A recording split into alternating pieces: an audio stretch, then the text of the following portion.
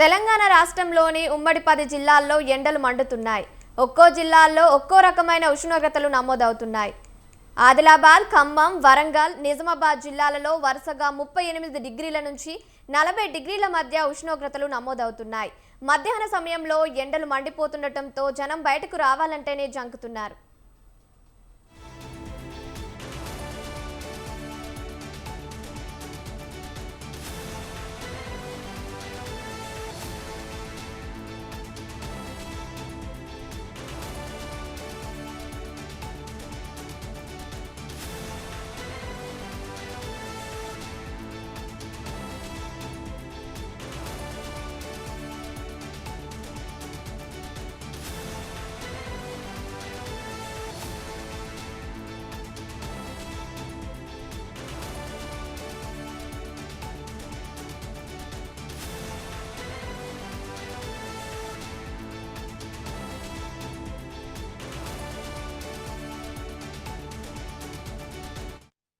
మరోవైపు కరీంనగర్, మెదక్, మహబూబ్ నగర్ జిల్లాలలో 37 డిగ్రీల నుంచి 39 డిగ్రీల మధ్య ఉష్ణోగ్రతలు నమోదయ్యాయి.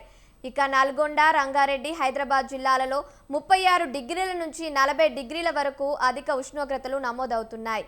ముఖ్యంగా 12 గంటల నుంచి సాయంత్రం 4 గంటల వరకు ఈ ఏడాది తీవ్ర ఎండలు నమోదవుతున్నాయి. ప్రజలకు అత్యవసరమైతే తప్ప ఎండల్లో బయటకు రావద్దని నిపుణులు సూచిస్తున్నారు.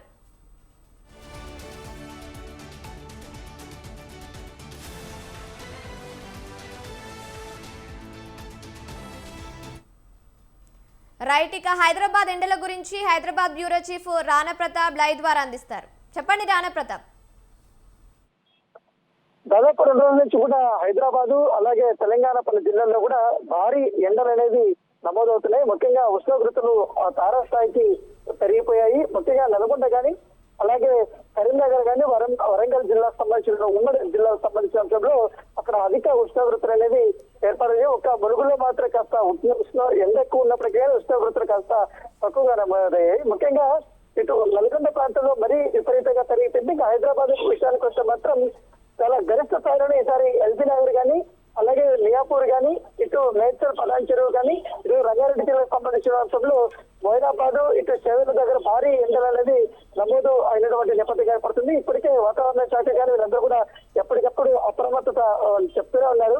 ఎందుకంటే అవసరం మీద తప్ప ఇంటికి రావలేదు. ఎందుకంటే ఎక్కువ మంది నడుచుకుంటూ వెళ్తుంటారు కాబట్టి నడక ప్రయాణాన్ని కాస్త కొన్ని గంటల్లో మాత్రం ఆపండి అనేది కూడా అధికారులు చెప్తున్నారు. ఎందుకంటే ఉదయం 12 గంటల నుంచి కూడా చాలా వరకు కూడా వేడి గాలులు అనేది వస్తూనే ఉన్నాయి. ఎండ విపరీతంగా అనేది పెరిగిపోతుంది. దాంతో పాటు ఈ సిటీల్లో తిరిగేటువంటి వారందరూ కూడా ఈ బైకుల మీద వెళ్తుంటారు కాబట్టి వాళ్ళకి వేడి గాలి అనేది తగ్గుతుంటే ఒక పక్క ఇటు రోడ్డు మీద ఉన్నటువంటి ఆ వేడి కూడా ఆ సెగలు అనేది కూడా మనిషి పడుతుంది. దానివల్ల చాలా ఇబ్బందికరమైనటువంటి పరిస్థితులకు వస్తాయనేది కూడా అధికారులు ఆందోళన వ్యక్తం చేస్తున్నారు. ఎందుకంటే ముఖ్యంగా చాలా మంది సుదూర ప్రాంతాల నుంచి కూడా హాస్పిటల్స్ ఇతర పనుల మీద కూడా సిటీకి వస్తుంటారు కాబట్టి వాళ్ళైతే తగిన జాగ్రత్తలు అయితే తీసుకోమని చెప్తున్నారు. ముఖ్యంగా వాటర్ అనేది చాలా ఎక్కువగా తీసుకోమంటున్నారు. దాంతోపాటు వాటర్ మిలన్ కూడా కాస్త ఎక్కువగానే వారు తీసుకోమని చెప్తున్నారు. ఎందుకంటే శరీరంలో ఇప్పటికే కాస్త వాటర్ అనేది తగ్గితే మాత్రం ఈ ఎండకి వేడికి ఇప్పటికే చాలా ఇబ్బందికర పరిస్థితులు ఉన్నాయి కాబట్టి అనారోగ్య పరిస్థితులు వచ్చే అవకాశం ఉందనేది కూడా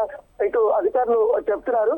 సరైన పూర్తి స్థాయిలో వీళ్ళందరూ కూడా 10 రూపాయలు లేనటువంటి కేసెస్ ఉంటారు కాబట్టి అక్కడ జాగ్రత్తలు అనేది తీసుకోవాలని కూడా చెప్తున్నారు. ఎందుకంటే మరింత దాదాపు 6 రోజుల పాటు కూడా ఇలాంటి ఎండలే ఉండబోతున్నాయని కూడా చెప్తున్నారు. ఎందుకంటే గత ఏడాది కంటే ఈసారి ఎక్కువగా కూడా అధిక ఉష్ణోగ్రతలు అనేది నమోదవుతున్నాయి కాబట్టి ఇక ఆరోగ్య శాఖ కూడా ఇప్పటికే అన్ని జిల్లాలకు సంబంధించిన వారికి అందరికీ కూడా ఒక సర్క్యులర్ కూడా జారీ చేస్తుంది. సో అక్కడ హెచ్చరికలకు సంబంధించిన అంశంలో ప్రజలకు ఎప్పటికప్పుడు పూర్తి వివరాలు అనేది దాంతో పాటు ఏమేమి చర్యలు తీసుకున్నామని కూడా వివరించాలని ఎక్కడెక్కడ ఉష్ణోగ్రతలు ఎక్కువగా నమోదయ్యే అవకాశం ఉన్న ప్లేసుల్లో కూడా అప్రమత్తంగా ఉండాలనేది కూడా ఇప్పటికే చెప్పినటువంటి పరిస్థితి ఏర్పడుతుంది. Thank you Rana Pratap. Thank you for the updates.